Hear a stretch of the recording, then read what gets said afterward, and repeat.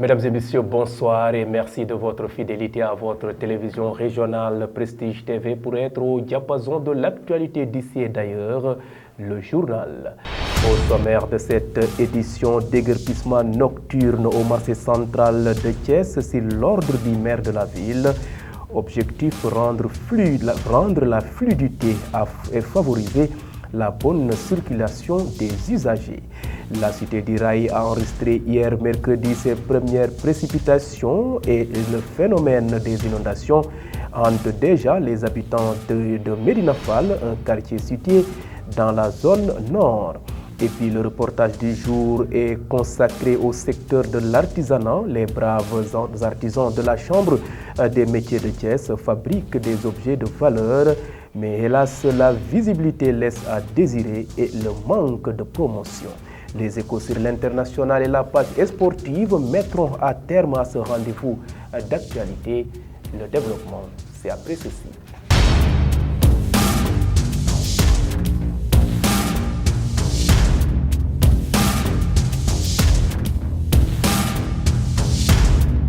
Mesdames et messieurs, bonsoir et merci de nous rester fidèles. Nous démarrons donc ce rendez-vous d'information par la situation épidémiologique du jour. Le ministère de la Santé et de l'Action sociale a annoncé jeudi 16 nouveaux cas de Covid-19 enregistrés au Sénégal, une confirmation de la hausse des nouvelles infections constatées depuis quelques jours. Les nouveaux cas de coronavirus proviennent sur 777 tests virologiques réalisés avec un taux de positivité de 1,93%, signale le ministère dans son dernier bulletin épidémiologique consacré à l'évolution de la pandémie au Sénégal. Il note que 7 patients ont été contrôlés négatifs et déclarés guéris et qu'aucun cas de grave ni de décès causé par le coronavirus n'ont été enregistrés au cours des dernières 24 heures précédant la publication du bulletin. Je vous le disais en titre, sur ordre du maire de la ville de Thiès, les forces de l'ordre ont déguerpi hier les commerçants qui occupaient les allées et le rond-point Diakhao. L'objectif est de rendre fluide la mobilité au sein du marché. Pour rappel, le marché central est le plus fréquenté de la ville. Ce matin, nos reporters ont effectué le déplacement sur place pour constater de visu. Ces commerçants ont exprimé leur colère. Suivons leur réaction. On sait que la route, ce n'est pas fait pour vendre, mais on n'a pas le choix, car même notre sécurité est en jeu. Mais à Thiès, il n'y a pas de marché aux poissons. Il n'y a que des centres commerciaux et c'est cher. 100 000, 200 000, on n'a pas ce prix. On ne veut pas faire du n'importe quoi. Tout ce qu'on veut, c'est travailler. On est fatigué. On est entre l'enclume et le marteau. On n'a que ce marché pour subvenir aux besoins de la famille. Les autorités et les forces de l'ordre sont là depuis ce matin et elles ne repartent que le soir. Nous, on a peur de mettre notre marchandise. Car si on les met, on va tout détruire. Tout ce qu'on veut, c'est qu'on nous construise un marché aux poissons pour nous. Nous, on ne sait pas pourquoi ce déguerpissement. Le préfet est venu avec d'autres autorités. À chaque fois que les fêtes s'approchent, c'est comme ça. Nous, on veut travailler. On fait des prêts bancaires, on emprunte de l'argent dans les GIE et on doit les rembourser. Si on ne travaille pas, comment on va payer? Ils doivent nous laisser travailler. L'artisanat est un secteur important du tissu économique de la région de Thiès. Cependant, les créations des artistes manquent de visibilité faute de promotion. Les acteurs demandent plus d'implication de la Chambre des métiers, mais aussi de l'État du Sénégal. Isaac Dipa et Doudou Dieye ont allé à leur contact. Reportage. Au village artisanal de Thiès, l'activité demeure en marche. Les acteurs du secteur se démènent pour pouvoir subvenir à leurs besoins. À cet effet, ils espèrent vivement l'aide du gouvernement. Tout artisan que tu vois, ce qui peut l'aider, c'est d'avoir des soutiens, des subventions ou des financements. Parce que dans ce secteur, tous ceux qui y travaillent ont des familles, des enfants et des personnes qui comptent sur eux. Donc, il leur faut de l'aide. Il faut qu'il y ait vraiment des financements et des soutiens. Alors, si les gens aiment ce qu'on fait, il va falloir qu'on nous aide. Sinon, ça ne va pas marcher comme il se doit. La SOSEPAD avait beaucoup plus d'avantages que la Chambre des métiers, selon cet artisan. SOSEPAD nous faisait travailler. Il y avait même des boutiques en Europe. Et il venait par exemple vers moi et me demandait une quantité de marchandises. Aller voir les tisserands, lui demander une autre quantité. Aller voir le cordonnier, ainsi de suite. Et nous avions des clients depuis l'Europe. Alors, depuis la dissolution de SOSEPAD, on a eu Chambre de métiers. Et la façon dont l'État l'a hiérarchisé, c'est à revoir. Ça ne marche vraiment pas. Parce que depuis lors jusqu'à présent, ça fait 30 ans. Pour d'autres, le gouvernement actuel doit montrer plus d'intérêt pour le secteur. Le gouvernement doit soutenir les chambres de métiers. Pas seulement celui-ci, mais toutes les chambres de métiers. Parce qu'ils ne marchent pas comme il se doit. Au temps de Senghor, au moins le tourisme marchait. Et il y avait beaucoup de clients. Et maintenant, pour que les Blancs viennent ici, c'est tout un problème même. En tout cas, ça manque vraiment. Le soutien manque. L'artisanat demeure un secteur d'activité pouvant impacter positivement l'économie du pays. Reste à savoir s'il bénéficiera d'un soutien plus large venant de l'État du Sénégal.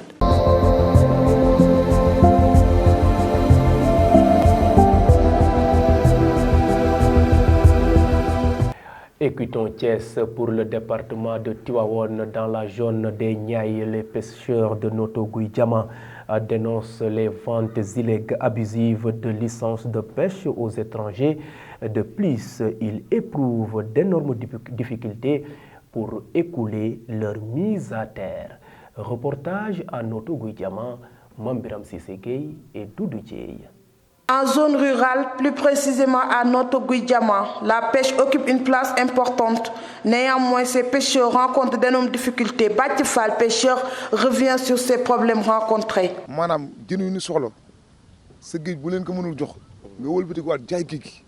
Si la mer ne peut pas fournir du poisson à tes pêcheurs, tes ressortissants, et si la même mer est entre les mains d'autres nationalités, cela pose problème. Et c'est ce qui explique leur départ vers d'autres cieux, vers d'autres pays, connus comme la Mauritanie, la Guinée-Bissau, pour chercher des licences de pêche, ou même à Conakry. Et récemment, vous avez constaté qu'en Guinée-Conakry, on a arraisonné 34 de nos pirogues. Le motif de tout cela, c'est la non-accessibilité à la mer. Le gouvernement doit cesser de brader nos eaux. Nous, pêcheurs, souhaitons que tout cela s'arrête. L'Ampefal met l'accent sur la solution qui réside sur l'arrêt des licences de pêche qu'on livre aux bateaux industriels.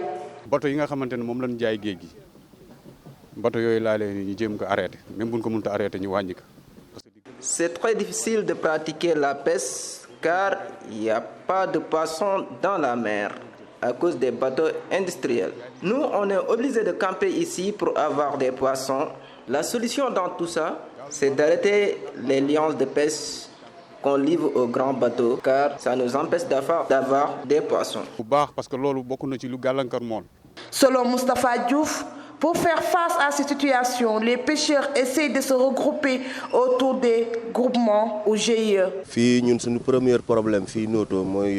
Notre premier problème ici, c'est l'accessibilité de notre lieu de pêche, notre lieu de travail.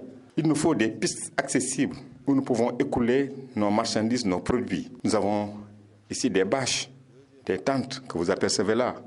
La seule sécurité qu'il y a ici, c'est nous qui l'avons assurée. Et c'est ce qui a encouragé les gens à venir ici. En la croire, la localité de Noto Gouye Diama renferme une biodiversité au niveau de sa pêche. Merci donc à vous, Mambiram Sissé et Doudou Dieye, pour ce reportage à Noto Gouye Diama. L'hivernage est de retour avec les premières pluies enregistrées hier mercredi à Thiès, suffisant pour réveiller la crainte des inondations des populations. C'est le cas à Médina Fall, dans la commune de Thiès-Nord, où stagnent déjà les eaux pluviales déversées hier matin. Elle lance un appel aux maires pour endiguer les inondations. Suivons-les au micro de Isaac Dapa et Chefal. Comme vous pouvez le constater, même Bara peut en témoigner. Personne ne sort, petit comme grand. Tout le monde reste à l'intérieur pour éviter de tomber. Des autorités nous promettent qu'ils vont solutionner le problème, mais leurs promesses ne sont jamais tenues. Nous sommes vraiment fatigués. Quiconque voudra nous aider, nous serons avec lui. Autrement, nous lui tournerons le dos. Là où je suis, vous pouvez voir les inondations. Parfois, j'ai mes bottes qui sont à l'intérieur et je sors avec. Sinon, il est impossible de sortir. Depuis l'autre ruelle là-bas jusqu'à cet endroit, personne ne passe. Et d'ailleurs, même les voitures n'arrivent même pas à passer. Et il y a d'autres difficultés. Il n'y a pas de rue sur lesquelles on peut passer. Et ça fait longtemps qu'on se plaint. Et vous pouvez voir, même là où je suis, j'ai mis des briques devant ma porte. Sinon, l'eau rentrera dedans.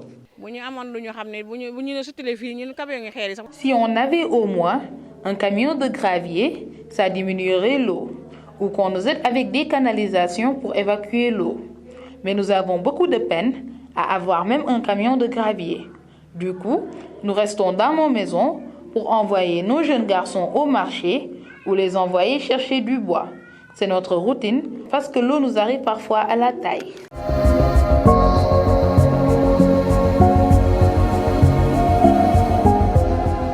Et à présent, focus sur ce qui fait l'essentiel de l'actualité nationale de ce jeudi 16 juin 2022. Arrestation d'Ousmane Kabiline Diatta à Dakar, le procureur de la République annonce l'ouverture d'une information judiciaire. Il l'a fait savoir hier lors d'un point de presse. Démarrons l'actualité nationale à Dakar. Le préfet de Dakar a interdit le rassemblement prévu par Yewwi Askan Wi ce vendredi 17 juin 2022 à la place de la Nation de 15h à 19h. Comme motif, l'autorité déconcentrée avance le risque de troubles à l'ordre public ainsi que la violation de l'article 61 du Code électoral. Une interdiction qui risque de provoquer des troubles. Barthélémy Diaz, maire de Dakar et ses camarades de Yewwi avaient soutenu mordicus qu'ils tiendront le rassemblement avec ou sans l'accord du préfet de Dakar. Parlons à présent de l'arrestation d'Ousmane Kabiline Diatta à Dakar.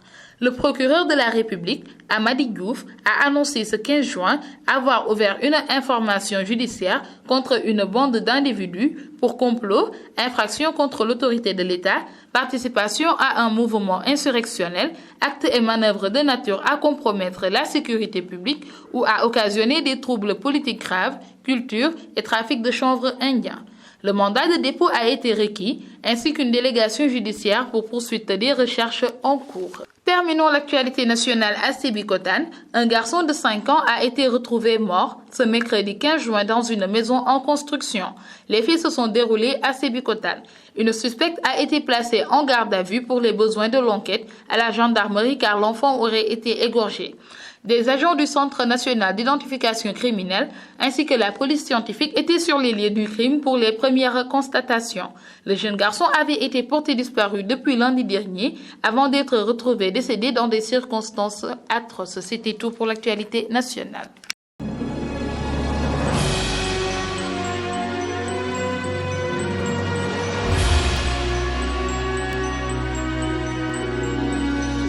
Et maintenant, place à l'actualité internationale. L'actualité internationale sur Prestige TV que nous démarrons en RDC où tous les accords signés avec le Rwanda sont suspendus après un conseil de défense. Autour du président de la République, les responsables de l'armée et des services de sécurité ainsi que les ministres concernés, d'importantes décisions ont été annoncées concernant principalement les relations avec le Rwanda accusé de soutenir le M23. Selon le porte-parole du gouvernement, tous les accords et pré-accords signés avec l'État rwandais sont suspendus. Kigali est également appelé à retirer ses troupes du territoire congolais. En Tunisie, les acteurs influent sur la scène politique. La centrale syndicale a organisé ce jeudi 16 juin une vaste grève dans le secteur public pour faire céder le gouvernement sur des revendications salariales et sociales. Une action qui renforce la pression sur le pouvoir du président Saïd, confronté à de graves crises politiques et financières. De concert avec l'opposition, la centrale syndicale accuse également le président de la République de renforcer sa mainmise sur le pouvoir depuis juillet dernier. Bouclons ce rapide survol de l'actualité internationale en Somalie où un mois après son arrivée à la tête du pays, le président Hassan Sheikh Mohamed a nommé mercredi 15 juin Hamza Abdi Baré au poste de Premier ministre, député de l'État du Jubaland dans le sud du pays. Âgé de 48 ans et membre du parti du président, Hamza Abdi Baré devient le 21e Premier ministre de la Somalie, succédant ainsi à Mohamed Hussein Roble qui occupait le poste depuis septembre 2020.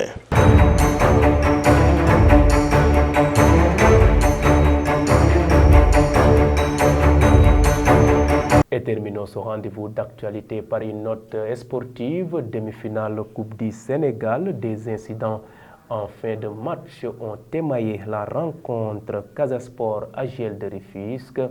L'actualité sportive de ce jeudi porte la signature de Fatou Falgueye. Démarrons les actualités sportives avec la demi-finale Coupe du Sénégal.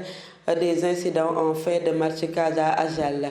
La demi-finale de la Coupe du Sénégal, Casa Sport AGEL 2-1, disputée ce mercredi au stade de Aline Sitoé Diatta, s'est terminée en queue de poisson.